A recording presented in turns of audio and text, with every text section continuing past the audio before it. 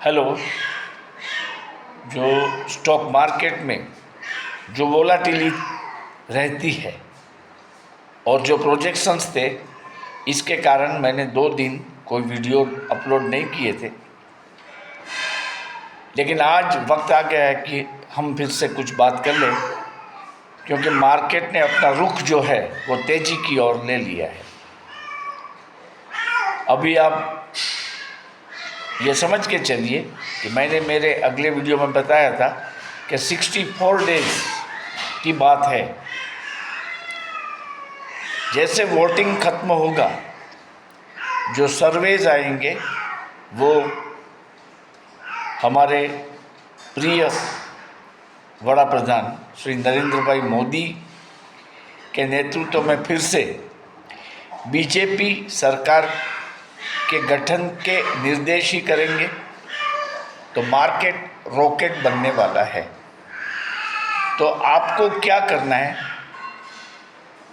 अगर mutual fund में आपने कोई इन्वेस्टमेंट किया है तो kindly wait for 2 months at least to go for redemption. मतलब वो पैसे वापस लेने के लिए आप 2 महीना निकाल दीजिए, आपको अच्छे पैसे मिलेंगे। ये चीज़ आप कर सकते हैं, ये करनी है। और ऑप्शन ट्रेडिंग की मैं अगर बात करूं तो देखिए 5 अप्रैल को, मतलब सिर्फ 4 दिन बाद आरबीआई की क्रेडिट पॉलिसी आने वाली है। तो मैं आपको बता दूं कि ये क्रेडिट पॉलिसी बहुत ही पॉजिटिव आएगी और शायद रेट कट भी आ सकता है, क्योंकि इलेक्शन ईयर में हम जा रहे हैं, पहुंचे हैं, तो रेट कट भी हो सकता है। अगर रेट कट आता है तो बैंक निफ्टी में और 1000 पॉइंट तक की रैली आ सकती है। मतलब वो almost it will touch to 48,500 subject to interest rate cut. तो हम देखिए, ये कॉन्ट्रैक्ट जो चल रहा है अभी, उसकी एक्सपायरी वेडनेसडे को होगी, मतलब 3 तारीख को। तो आपको इसका भी कॉल ऑप्शन लेना है एप्रोप्रिएट प्राइस का। मतलब मान लीजिए कि आज अगर 47,450 का बैंक निफ्टी था, तो आप 47,400 का कॉल ऑप्शन इसी एक्सपायरी का ले सकते हैं। और नेक्स्ट एक्सपायरी के लिए आपको जो कॉल लेना है वो लेना है 48,000 का। और अगर आपके पास बैलेंस है, पैसे हैं, तो आप 17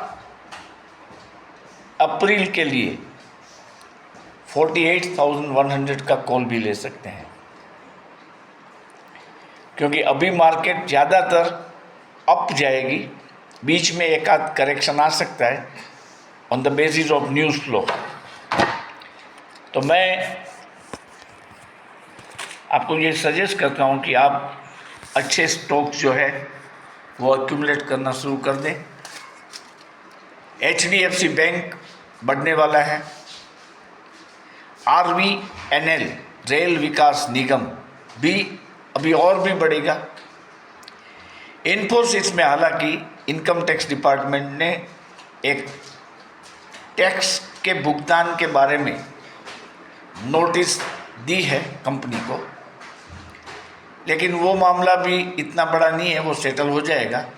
और मार्च एंडिंग के क्वार्टर के नतीजे अभी अप्रैल में आने वाले हैं। शायद 10-12 तारीख से पहले पहले इन्फोसिस के नतीजे आ जाते हैं। ये नतीजे अच्छे रहेंगे और फॉर्चुनेटली इन्फोटेक का जो शेयर है, इन्फोसिस का जो शेयर है, वो फिलहाल सस्ते दाम में मिल रहा है। तो लॉन्ग टर्म के लिए आप इसको इन्वेस्ट कर दो, 5, 10, 50 आपकी कैपेसिटी के मुताबिक इन्फोटेक आप ले सकते हैं। लेकिन एक साथ लेने की एडवाइस अभी नहीं है, आप एक एक करके इसको खरीदें, एवरेज करते रहें। हो सकता है कि 15-20 रुपया और गिर जाए, तो इसका मतलब ऐसा नहीं कि आप 50 लोगे एक ही साथ में। तो इससे अच्छा है कि आप एक दो करके शेयर लें, और जब रिजल्ट के आसपास आपको ऐसा लगे कि अभी ये बढ़ जाएगा, तब आप एक साथ ले सकते हैं, या इसका कॉल ऑप्शन भी ले सकते हैं। इसके अलावा अभी इलेक्शन ईयर है, इसलिए पेपर शेयर्स जो है, जैसे कि ओरिएंटल पेपर है, ओरिएंट पेपर्स, ऐसे जो पेपर शेयर है उसमें भी प्राइस राइज आ जाएगा। टिस्को के लिए मैंने आपको बोला था कि आप टिस्को कलेक्ट करिए, तो आपने देखा कि टिस्को का भाव 149 से 163 तक चला गया। और ये बात लिख लो कि टिस्को आने वाले सालों में फिर से 1000 रुपया तक जाएगा। कब, कितने सालों में, ये अभी कहना थोड़ा टफ है, लेकिन जब हम जानते ही हैं कि 1000 रुपया टिस्को हो जाएगा, तो मेरी आपको एक ही एडवाइस है कि आप 10-5, 20 करते करते इसको एक्यूमुलेट करें और अपने पोर्टफोलियो में इसको रख दें फॉर द नेक्स्ट जनरेशन। आपने देखा कि कोचिन रिफाइनरी है, भारत डायनेमिक है, मारुति है, वो सब शेयर कितने बढ़ गए। 2009 में मारुति का शेयर करीबन 1200-1300 के बीच चलता था।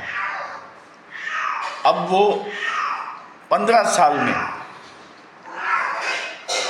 करीबन 10 टाइम्स बढ़ गया है। आप देखिए 10 टाइम्स। अगर आप गवर्नमेंट सिक्योरिटी में पैसे रखते हैं मान लो, तो वो, अगर हम किसान विकास पत्र की बात करें तो 115 महीने में वो पैसे डबल होते हैं आज की डेट में। मतलब 230 महीने में वो 4 टाइम्स होते हैं। लेकिन इसकी बात मैं करूं मारुति की, तो सिर्फ 2009 से लेके 2024 तक, मानो ये साल तो अभी 3 महीने ही हुए, फिर भी अगर आप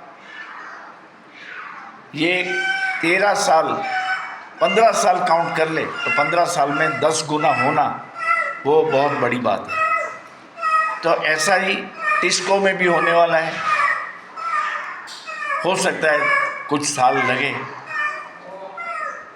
लेकिन जिसके पास वक्त है, क्योंकि यंग एज के जो लोग हैं वो ये इन्वेस्टमेंट कर सकते हैं, लंबी अवधि के लिए अवश्य मुनाफा होगा। अभी इलेक्शन जोन में हम पहुँचे और मतदान जो है वो कच्छ में 7 मई को है, आप सब जानते हैं, दूसरे चरण में। इसके बाद टोटल 7 फेसिस है, वो एक के बाद एक पूरे होते जाएंगे। चुनाव के विश्लेषण आते रहेंगे और मार्केट बढ़ता ही चला जाएगा।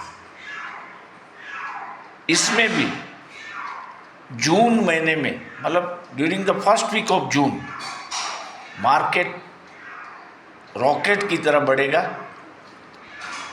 और इसके बाद ये जो तूफान है भारतीय स्टॉक मार्केट में, वो थोड़ा शांत हो जाएगा और बाजार स्टेटस को निभाएगा। मतलब 50-100 पॉइंट की प्लस माइनस होंगे। एक बार बहुत बड़ी मंदी भी आ जाएगी बीच में। तो ये आपको ध्यान में रखना है कि जून के बाद कभी भी बड़ी मंदी आ सकती है। इसके लिए भी आपको पैसे रखना है, इसीलिए कि मंदी में आप परचेस कर पाए, आपका परचेस पावर बढ़ जाए।